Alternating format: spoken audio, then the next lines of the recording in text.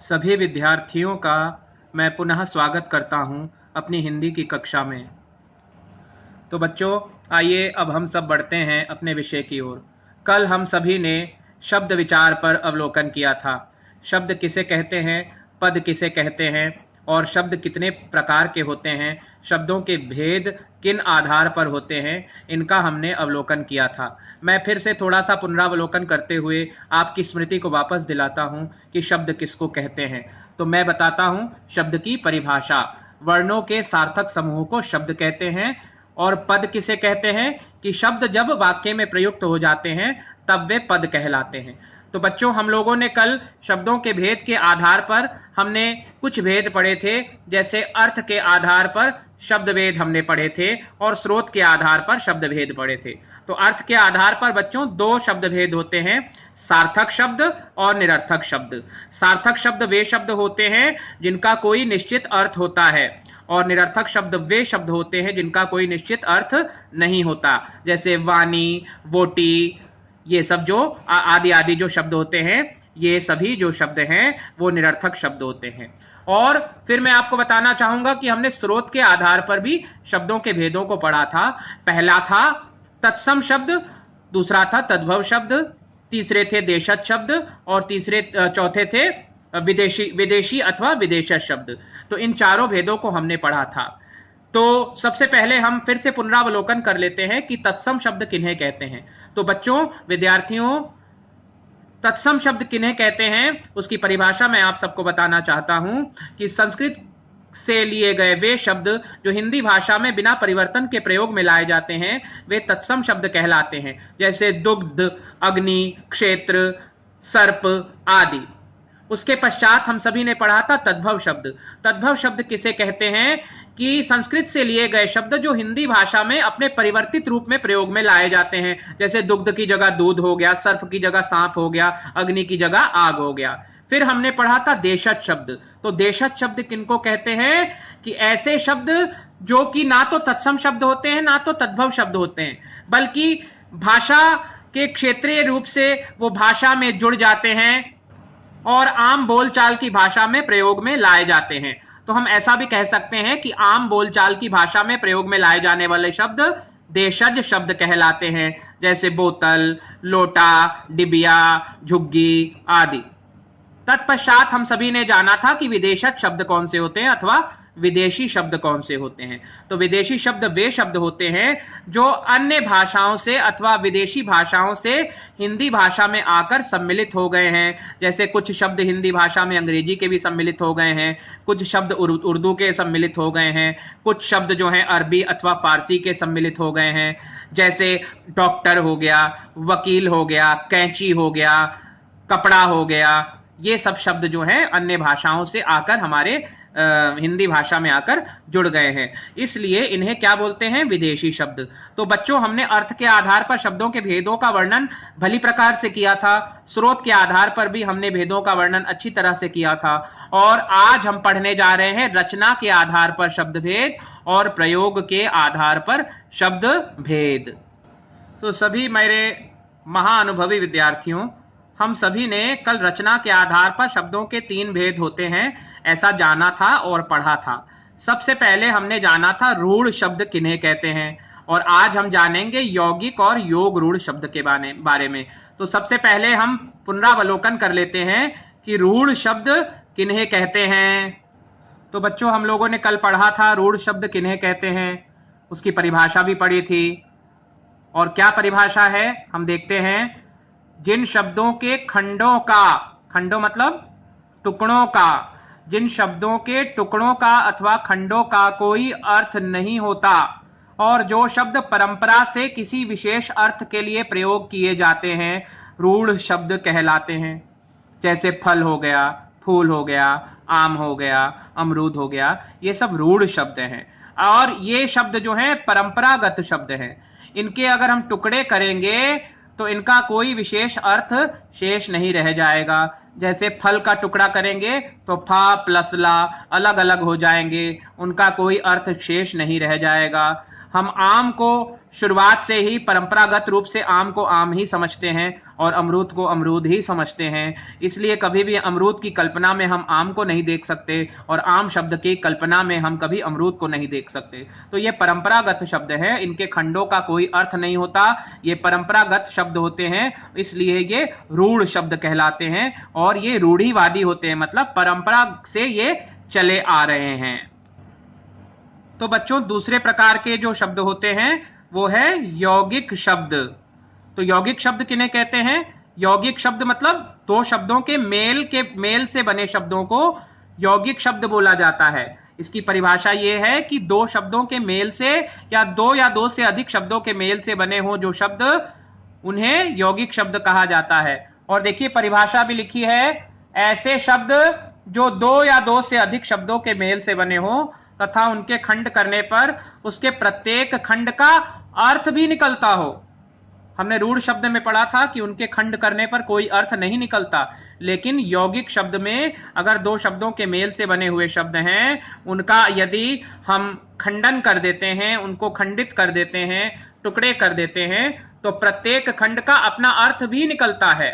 तो वे शब्द कौन से शब्द कहलाते हैं? यौगिक शब्द। जैसे यज्ञशाला, तो क्या है? यज्ञ प्लस शाला, इसका अर्थ क्या हुआ? यज्ञ के लिए शाला।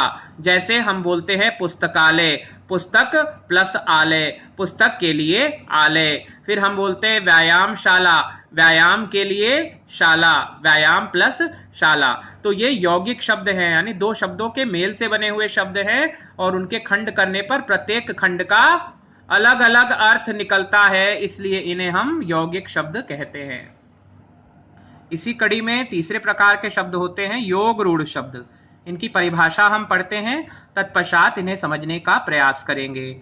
ऐसे यौगिक शब्द जिनका प्रयोग किसी विशेष अर्थ में ही होता है, उन्हें योग रूढ़ शब्द कहते हैं।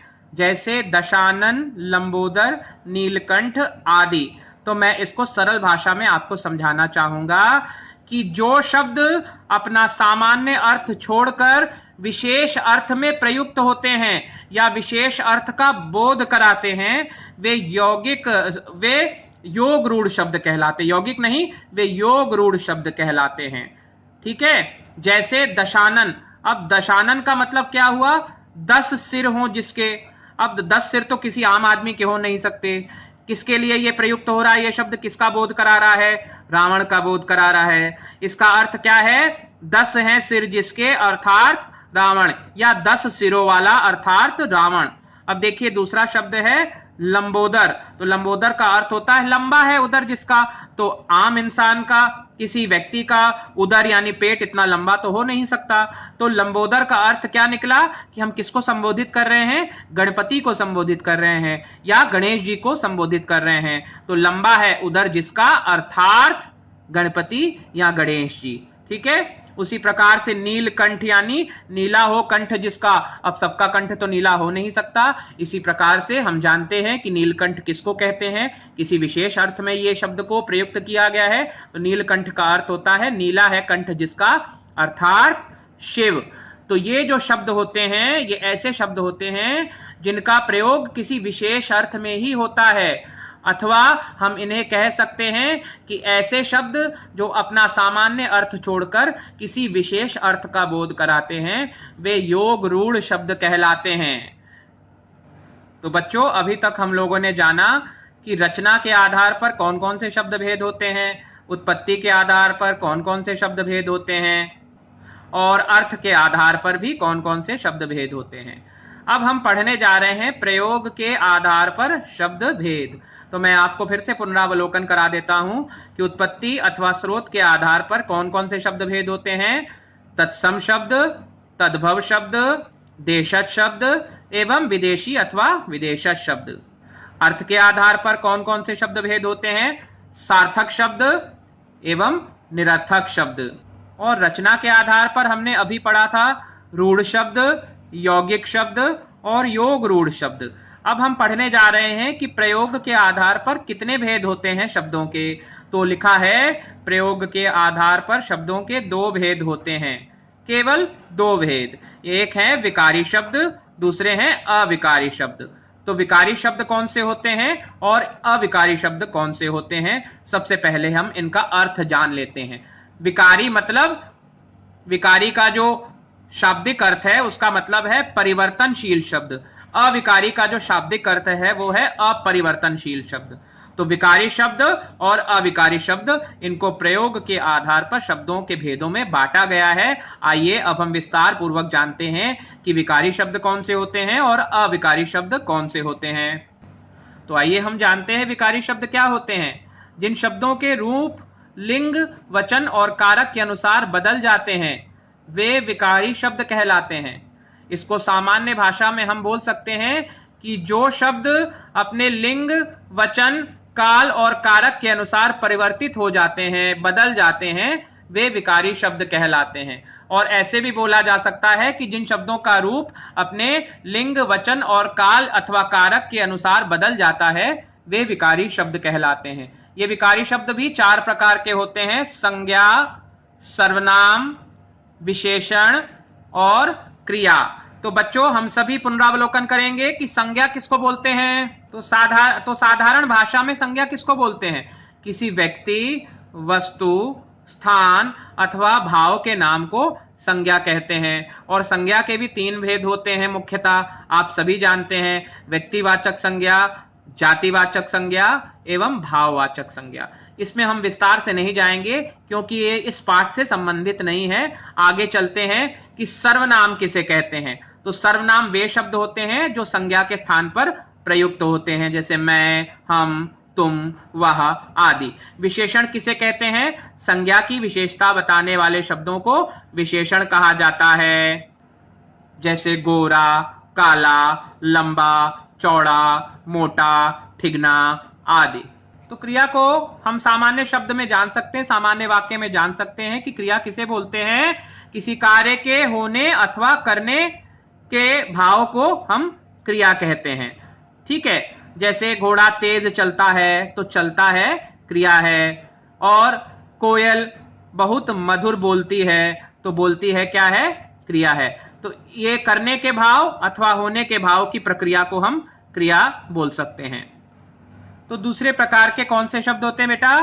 अविकारी शब्द होते हैं। अविकारी का जो शाब्दिक अर्थ क्या है? अपरिवर्तनशील शब्द।